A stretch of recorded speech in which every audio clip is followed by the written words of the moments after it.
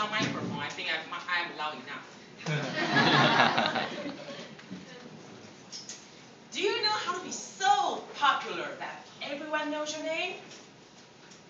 Let me show you. Wait! Just a moment, please. Wait! I'll be right there. Wait! Your sushi is almost ready. I was popular, and everyone knew my name. Waitress. Toastmaster evening, ladies and gentlemen. If you are looking for a job with low pay, long hours, and no respect, I have just the ticket. I was 20 years old in the last century. Working at a Japanese restaurant because I didn't get into college. Every day, I had to go to greet customers at the gate, then took orders, carry food, bus tables, wash dishes, mop the floor. From 9 a.m. to 10 p.m. If you think your job's lousy, take a look at mine. In my restaurant, occasionally we would give our customers complimentary extra service, which we call service. And in my world, there are two types of customers.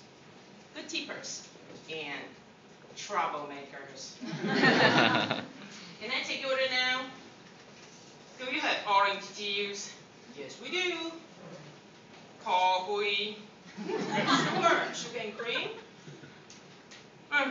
Give me a cup of tea. Some will all be rude. This dish is too salty, and you are not pretty. Too salty? Nah. Pretty? Nah, I didn't really do that, but I thought about it. But seriously, take my advice. Be good to those who serve you.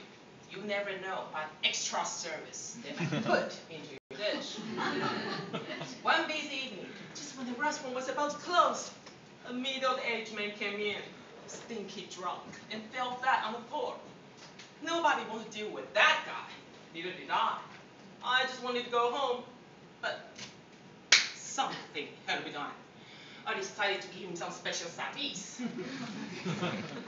Placing a cool towel on his forehead and giving him ginger water to wake him up.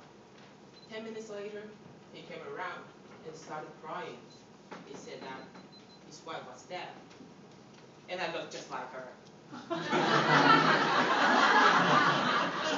Did he mean I looked dead? He was drunk. Anyway, he took my hand, thanked me for the service, and he gave a $100 tip.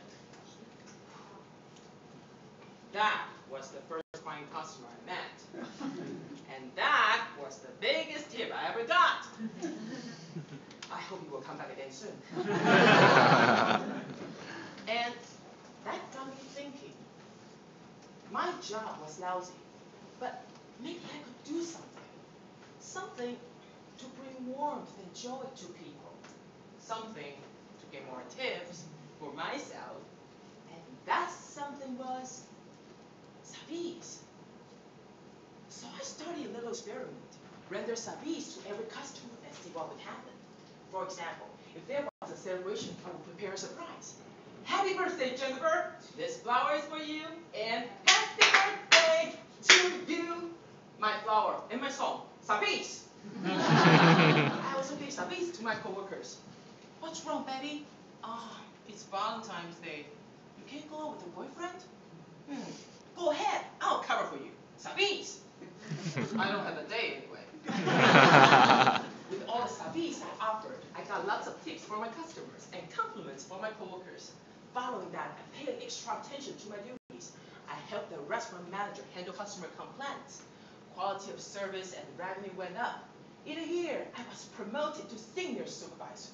And it was all because of service. Service is not only extra service in a restaurant, it is our willingness to do everything beyond our responsibility. Later on, I left the restaurant and entered college. I used all my tips to pay my tuition, and I used what I learned about service to help me at school. In 4 years, I was awarded the highest scholarship and graduated with honors.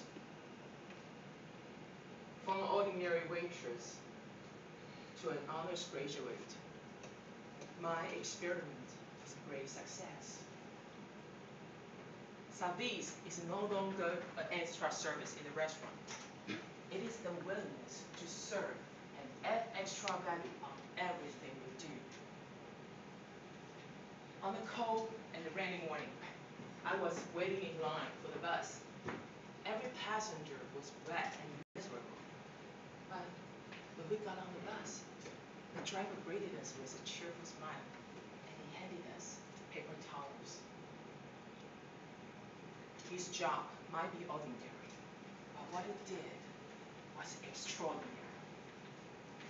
How often have you been encouraged by such service? And how often have you had an opportunity to give service? If we are willing to step further, sometimes service can bring more than what expected. After my graduation, I got a secretary job working with 3 young ladies. All of us were single, but not available. Not available to take out the trash and play the nests. In the beginning, we argued a lot. Oh, then we stopped talking and avoid each other. The pressure became unbearable. Obviously, something had to be done. What was it? Service. And who should do it? You.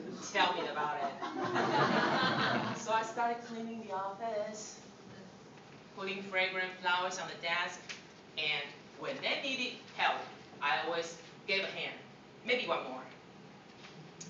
Guess what happened? The pressure was gone.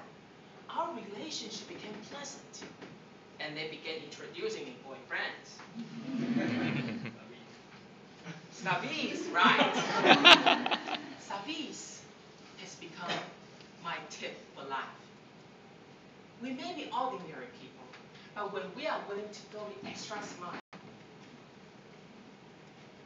it is possible that we can do something to bring joy, something to give warmth, something to make every moment special, and something that can turn ordinary into extraordinary. Ladies and gentlemen, and that something is Service. Toastmaster evening.